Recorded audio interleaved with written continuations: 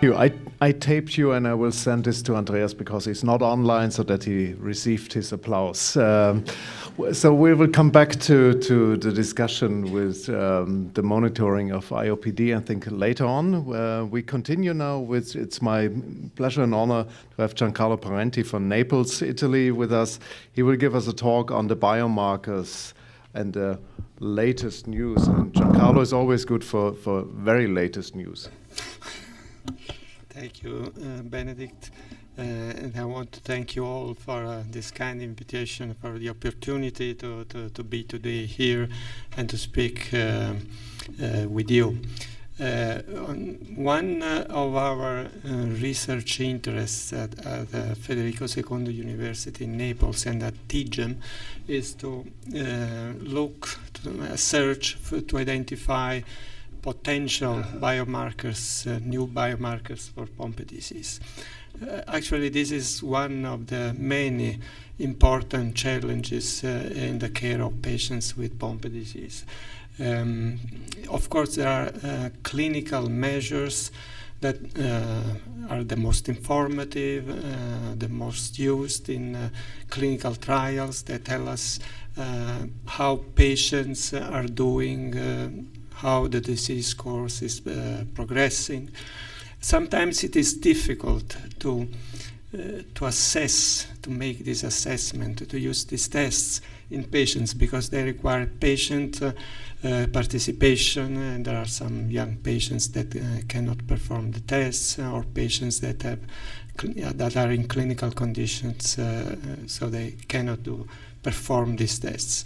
And this is perhaps the reason why there has been a search for other measurable quantitative indicators of disease. You see here a list, perhaps it is an incomplete list. And one of the most, let's say, popular, most used is glucose tetrasaccharide, GLC4, that reflects the degree of glycogen accumulation in tissues and shows correlations with patient phenotypes and patient response to therapy. Earlier this morning, we learned from Annerike van den Hout that also neurofilament light chain is a good indicator, and this is particularly important in the infantile onset patients that are at risk for developing brain involvement. You see that this marker, neurofilament light, correlates with phenotype, increases with age, and shows good correlations with the scoring of brain imaging on MRI. In the past, we did some work on microRNAs. MicroRNAs are small molecules that modulate the expression of genes. We did a work that was supported by AMDA, based on a collaboration of different clinical institutions in Italy and in the Netherlands. And we could show that some microRNAs were dysregulated. One of them in particular showed good correlations with phenotypes and response to therapy. In the same year, 2019, also Jordi Diaz published a paper that came to the similar conclusions. Actually, one of the microRNA in this paper were the same that we had focused on in our work. So now, why we have to look for more tools, more biomarkers for Pompe disease? My opinion is that the more we have, the better it is. Some markers may help capturing some specific aspects of the disease. We all know that there are new treatments, the second generation enzymes, so having more markers, even if they are surrogate measures of efficacy, could be very useful to assess the efficacy of these new treatments. We had the technologies necessary for the study available at our center. We had funding available. Spark Therapeutics supported the study. And so we decided to look for some for markers that could be detected in blood. So a sample that is easy to obtain from patients with minimally invasive procedures. we decided to look for multiple classes of biomarkers that in some way could reflect also the disease pathophysiology, something that it was in some way more functional than substrate related. So we analyzed 4 different classes of metabolites. We ran once again a large-scale analysis for microRNAs, proteins, lipids, and metabolites that are in body fluids and in serum. These are analyses that were done in patient plasma. And we matched our results with a transcriptomic analysis, the level of expression of genes in different organs in the mice. So we ran the analysis, the results were filtered, normalized, and we came up with a lot of results, a huge amount of data. I don't expect that you can read this slide. It is just a summary of what we had. A lot of information, and we had to select what could be important for clinical translation in patients. So we decided to adopt a different strategy that is based on the use of a bioinformatic tool in which you enter all the data all together, irrespective of what they are, proteins, metabolites, lipids. What the informatic tool tells you and what is changing in a coordinate way. It's like the analysis of the flight of a flock of birds.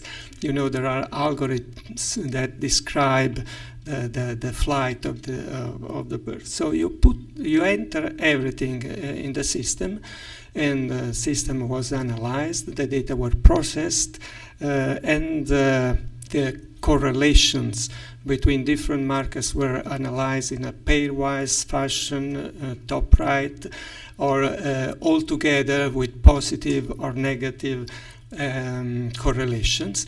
And we ended up with a list of markers that contribute to the separation between controls and Pompe disease. They include microRNAs, proteins, lipids, metabolites. And they actually are arranged in communities, clusters. The shaded areas that you see here are each of the different communities. And in one community, you can see microRNA, proteins, metabolites. So it is not just one class of variables. So it's now not one flock of birds, but many flocks of birds partially overlapping that tell us perhaps something, this was our hope, something about the pathophysiology of the disease. And you know that like in many other lysosomal disorders, also in Pompe disease, storage is the trigger for different events like impaired autophagy, impaired vesicle trafficking, abnormal mitochondrial function, dysregulation of signaling. So we hope that these changes could reflect the pathophysiology of the disease. And actually, when you run bioinformatic analysis of the results, you can see that this is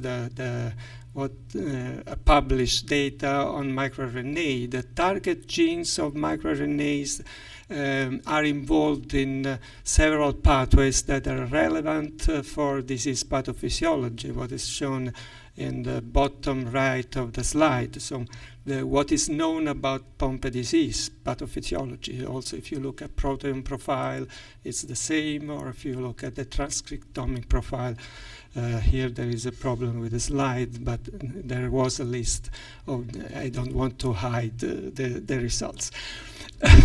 It's an informatic problem. And we can also look at what is known in the literature, or what is known based on experimental evidence. You see on the left preparation of muscles from the animal model of Pompe disease. You see there is activation of inflammation. You can find several studies that show that inflammation is important, is one of the factors that are involved in the Pompe disease pathophysiology.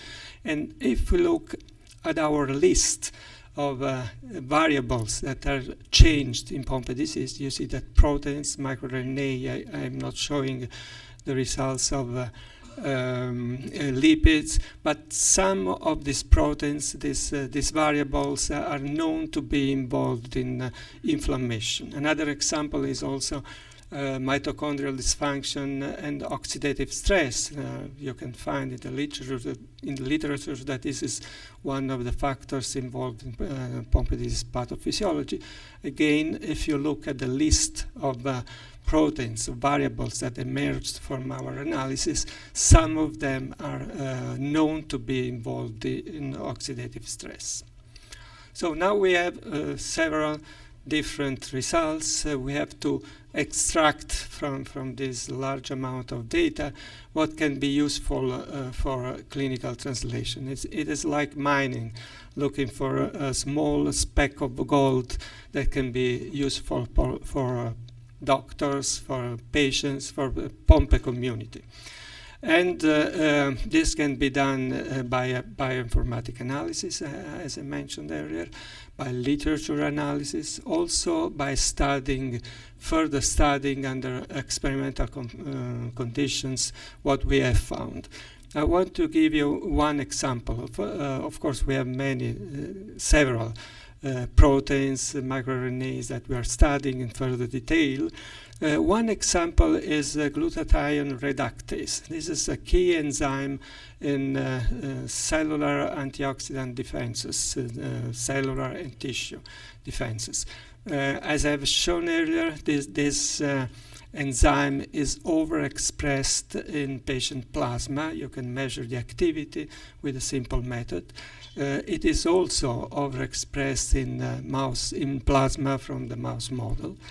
If you look at different organs, you see that there is a different pattern in different tissues.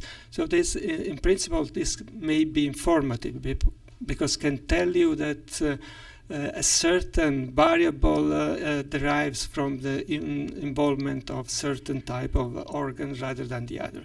And you can compare also this data with what we found with microRNAs like miR138, miR133, miR128.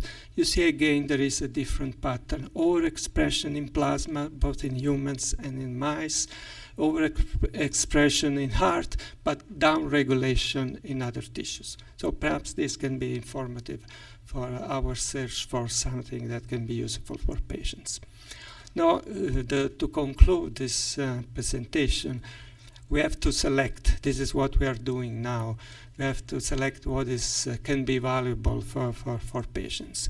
First of all, we have to find whether these markers are correlated with phenotypes, with clinical course, with response to the standard treatment.